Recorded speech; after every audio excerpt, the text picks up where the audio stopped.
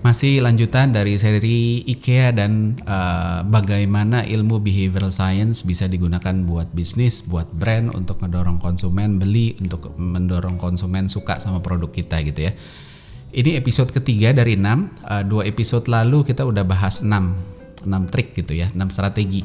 Yang pertama itu primacy effect, tentang nyiptain kesan pertama gitu kan. Yang kedua itu tentang sensory marketing, bau-bauan, gimana caranya itu keluar identity dan nge-recall memori positif dan negatif gitu kan. Yang ketiga itu tentang sunk cost fallacy gitu kan, bahwa toko-toko ini adanya di pinggiran sehingga ketika kita kesana kita harus ngeluangin waktu, tapi di sisi lain karena udah ngeluangin waktu dan effort kita ngerasa aduh masa iya kita nggak beli sesuatu sih gitu kan.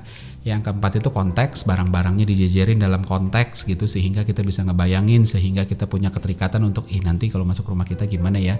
Yang kelima itu sensory, ngebiarin tidak adanya pramuniaga, bukan tidak ada sih, tapi minim pramuniaga sehingga kita bisa touch and feel, nyobain dan lain sebagainya. Yang keenam itu shopping list gitu kan, kita dikasih shopping list supaya kita bisa lebih kedorong lagi untuk pakai, kurang lebih gitu. Nah, kalau belum nonton 2 episode selanjutnya, saran saya nonton dulu karena nanti ceritanya nggak lengkap nih kalau nggak dapet. Jadi nonton 2 dulu yang itu terus baru lanjutin ke sini ya. Nah, episode kali ini kita mau ngomongin 2 tapi gede banget. Yang pertama itu adalah tentang buying filter. Pada dasarnya kita tuh semua manusia punya buying filter. Ketika mau beli itu kita selalu ada di titik antara beli nggak ya. Kita berusaha untuk kalau nggak perlu amat nggak usah dibeli deh dan lain sebagainya. Jadi kita selalu ada tendensi untuk begitu gitu kan. Kita juga pasti pernah masuk ke toko dan kita berusaha keras untuk nggak mulai beli. Jangan deh, nggak perlu beli deh gitu kan. Tapi akhirnya ketika beli barang kecil kita mulai, jadi awalnya kita yaudah deh beli ini deh kecil, nggak apa-apa kok, nggak terlalu nggak terlalu dosa lah dalam tanda kutip gitu ya, nggak terlalu ngerasa bersalah gitu ya. Tapi mulai masukin satu yang kecil, lama-lama kita mulai beli yang lain yang lebih gede. Nah, pada dasarnya itu sebenarnya buying filter gitu. Jadi ketika sama kayak filter asli ya, saringan gitu. Saringan itu kalau masih utuh, wah kuat banget. Tapi begitu robek sedikit aja, itu gampang sekali untuk robek yang lebih besar gitu kan. Jadi sama kebiasaan di hidup gitu ya. Banyak hal kayak kita kalau ngomongin nyontek itu awalnya itu kita kalau belum pernah nyontek ya kita takut. Begitu nyontek sekali kita ngerasa bersalah, aduh gue nyontek lagi dan lain sebagainya. Begitu nyontek 2 kali rasa bersalahnya mulai turun, ketiga kali makin turun sampai akhirnya kita terbiasa gitu ya. Hal yang sama juga kayak korupsi, selingkuh gitu kan, bolos gitu kan, semuanya begitu. Awalnya itu kan nggak bener gitu kan, dilakuin sekali tambah aduh gue ngerasa bersalah banget ya. Dilakuin 2 kali rasa bersalahnya turun, yang kemarin aja nggak apa-apa, yang ini harusnya juga nggak apa-apa, sehingga yuk dan lain sebagainya. Jadi juga sama ketika kita belanja gitu juga sama gitu. Mau ngambil itu berusaha enggak, tapi sekali udah ngambil aja, bahkan barang terkecil pun biasanya buying filternya abis itu bobol, kita mulai ngambil yang lebih gede lagi, lebih gede gitu. Nah di IKEA kita digoda dengan barang-barang kecil yang ada di alley gitu kan, di gang itu kan ada boneka, ada jepitan plastik, ada tempat tisu, ada macam-macam lah disediain di sana gitu, barang-barang kecil yang ya low involvement product lah, yang kita nggak perlu ini bagus apa enggak segala macam, kita cuma ngeliat ini kayaknya bisa kepake, ambil deh gitu kan. Nah tapi ketika kita mulai masukin, kita cenderung lebih mudah untuk untuk ambil barang besar. Awalnya kalau ini belum diambil, kita cenderung mudah untuk norak pembelian besar karena belum deh gitu kan. Kalau yang kecil tuh agak sulit ditolak karena ya udahlah nggak apa-apa, nggak terlalu mahal juga kok, damage-nya nggak terlalu gede gitu, jadi ambil. Nah tapi problemnya ketika itu udah mau diambil, kita mulai kebuka gitu kan. Kita mulai tambah lagi, awalnya nggak apa-apa gitu ya. Tapi sama kayak filter tadi, ketika filternya udah robek, tambah gede, dan kita pun mulai masukin itu. Nah penempatan barang di IKEA, dan bukan cuma IKEA, beberapa toko juga memanfaatkan prinsip itu atau sejalan dengan prinsip itu gitu. Barang-barang besar itu ditaruh di dekat pintu keluar gitu kan. Selain kita lebih mudah untuk distribusi gitu, selain buat mereka itu lebih mudah untuk distribusinya gitu ya, karena di dekat pintu keluar, tapi juga kita nggak ngerasa bersalah ketika misalnya barang-barang gede ditaruh di awal. Kalau barang-barangnya gede ditaruh di awal, kita udah mulai masukin ke keranjang, ke troli segala macam, dan udah mulai penuh, kita akan aduh kok ini banyak banget dan udah mulai kerepotan gitu, sehingga kita pikir udah cukup deh, udah penuh gitu ya. Nah IKEA nggak begitu gitu, jadi barang kecil dulu yang ditaruh di depan, barang gedenya ditaruh di belakang gitu kan, supaya kita apa ya, naiknya pelan-pelan.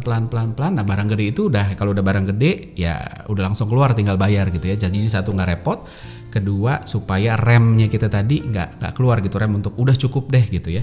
Yang ketiga adalah ya kita didorong untuk tidak sadar bahwa belanja kita nambah gitu kan. Nah maka dari itu lihat deh di toko IKEA manapun selalu barang-barang gede itu ditaruhnya di dekat pintu keluar gitu kan. Ya udah nih kamu bisa di display, tapi kita cuma foto atau kita cuma ngapalin kodenya, nanti ambil di rak mana, sisanya ambil di dekat pintu keluar gitu kan. Kita nggak sadar bahwa sebenarnya kita tuh udah ngambil begitu banyak gitu ya, begitu ngambil kok totalnya banyak gitu ya, seringkali kita gitu. Jadi barang-barang kecil yang di awal tadi tujuannya memang untuk membobol dalam tanda kutip ya, membobol buying filter kita tadi gitu kan. Kita diberikan atau diedukasi untuk naruh barang-barang yang kecil-kecil itu begitu keluar ya, itu untuk ya udah kalau nggak jadi nggak apa-apa, ditaruh aja di sini, ditaruh di rak, nggak usah dibalikin ke rak awalnya, taruh rak dekat kasir gitu ya. Itu juga ada tujuannya gitu, karena kalau dia harus balikin, mungkin mereka pikir aduh kok jauh banget ya kalau saya harus balikin ke sana ya. Ya udah deh yang dibatalin yang barang gede aja, karena barang gede deket sini gitu kan. Nah padahal ya tujuannya kan adalah ngedorong pembelian besar gitu. Jadi pembelian besarnya itu dilindungi dengan cara kalau ada yang mau dibatalin termasuk barang kecil yang diambil di awal, nggak usah dibalikin ke sana, taruh aja deket kasir, nanti kita yang beresin gitu kan. Nah hal-hal kayak gitu membantu juga, dan selain lebih mudah dan kita nggak ngerasa repot ngembaliin barang-barang sampai jauh, bayangin lagi kan kita di episode yang awal bahas tentang IKEA ini ngomongin sunk cost fallacy gitu ya. Sunk cost fallacy juga sama, bisa bermain di sini gitu. Ketika harus dibalikin barang-barang yang harus dibalikin ke rak yang awal, barang-barang kecil, karena kok terlalu di ujung begitu mau bayar tuh kok banyak gitu ya, kok terlalu banyak gitu kan. Dari sisi perusahaan pasti maunya ya yang dipertahan barang gede, barang kecil balikin nggak apa-apa deh gitu kan. Nah tapi kalau kita harus balikin ke sana, nanti kita effortnya ke sana itu udah jauh-jauh, sehingga kita mikir ya udah yang dibalikin jangan satu, yang dibalikin banyak aja sekalian karena toh udah jalan ke sana gitu. Nah itu tadi yang dikhawatirkan. That's why makanya taruh aja di sini, sehingga ya kamu bawa yang mau bawa gitu. Jadi memang benar-benar barang kecilnya itu seolah-olah diposisikan memang untuk membobol buying filternya. Begitu buying filternya udah bobol, terus kita mulai beli yang lebih besar. Kalau di ujung-ujungnya kita sadar ternyata kok kebanyakan ya biarin yang dibalikin yang kecil dan dibalikinnya di situ aja. Nah prinsip ini juga sebenarnya dipakai oleh banyak retailer fashion gitu ya. Jadi banyak retail fashion itu yang naruh barang-barang kecil kayak kaos kaki, sapu tangan, scarf gitu, aksesoris yang lucu-lucu itu di depan untuk membobol buying filter itu tadi gitu loh. Gimana caranya supaya mereka yang penting beli dulu deh, ini nggak apa-apa kok kecil gitu, nanti abis itu baru naik sampai buying filter kita mulai bobol untuk beli yang lebih gede gitu kan. Itu yang juga banyak diimplement di berbagai macam retailer gitu kan. Dan kalau kita ngomong khususnya di IKEA gitu ya, IKEA tuh nerapin money back guarantee. Jadi barang-barang yang udah dibeli itu bisa dibalikin dalam waktu kalau nggak salah 30 hari gitu ya. Prinsip ini jadi sebenarnya baik money back guarantee ini kan standarnya perusahaan-perusahaan negara-negara maju gitu ya, kayak misalnya Amerika dan lain sebagainya gitu kan.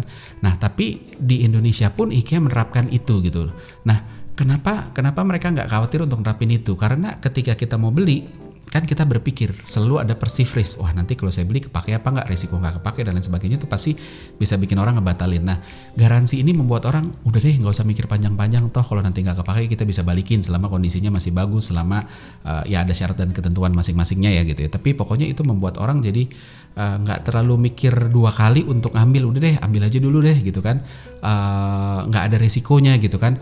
Nah tapi yang harus kita ingat adalah, balik lagi di episode awal kita ngomongin sunk cost fallacy gitu ya. Sunk cost fallacy membuat kita yang udah jauh-jauh, yang harus spend effort khusus untuk datang ke IKEA, itu merasa tuh habis itu kalau kayak gitu kita harus kita harus beli sesuatu. Nah sama juga, jadi ketika kita kembaliin, kita beli terus habis itu let's say 2 minggu kemudian kita lihat ternyata ini nggak kepake dan belum dibuka juga gitu ya, entah nggak cocok dengan situasi rumah atau apa, terus kita mau balikin. Nah ketika kita balik ke sana, IKEA pun punya opportunity untuk terus habis itu dapat lagi gitu kan, dapat pembelian lagi karena kita udah jauh-jauh ke sana, sunk cost fallacy-nya jalan lagi, sehingga kita iya deh sambil kembaliin coba lihat yang lain deh, kali ada sesuatu yang menarik. Jadi sebenarnya ini money back guarantee ini bisa ditreat sebagai apa ya, sebagai investasi untuk bikin orang balik lagi, terus habis itu nanti setelah balik lagi mereka coba lihat-lihat lagi gitu kan, masanya cuma balikin terus habis itu pulang gitu kan, kayaknya nggak apa ya, ROI-nya nggak bagus sehingga kita mulai beli lagi gitu kan. Nah apa namanya, jadi dari sisi bisnis, money back guarantee ini yes benar ada resiko, nanti nggak rugi apa kalau ini kalau itu gitu, tapi di sisi lain kita udah lihat tadi gitu bahwa orang akan perhitungan untuk satu orang akan ngedorong bahwa nggak usah khawatir, nggak usah ragu-ragu untuk beli karena ini toh bisa dibalikin, dan begitu dibalikin pun karena letaknya jauh dan orang harus spend effort, sang cost fallacy-nya jalan sehingga sambil balikin dia lihat-lihat lagi yang lain. Jadi memang benar-benar apa ya, benar-benar cerdik sih kalau saya bilang ya, diputar-putar sehingga terus kita balik lagi dan beli lagi gitu. Nah ini baru ke berapa, 8 ya, berarti masih ada 6 lagi, ada 2 episode, ada 6 trik lagi ya kalau nggak salah ya. Ada 3 episode lagi, ada 6 trik, jadi masing-masing 2, jadi terus ikutin channel ini ya. Terima kasih.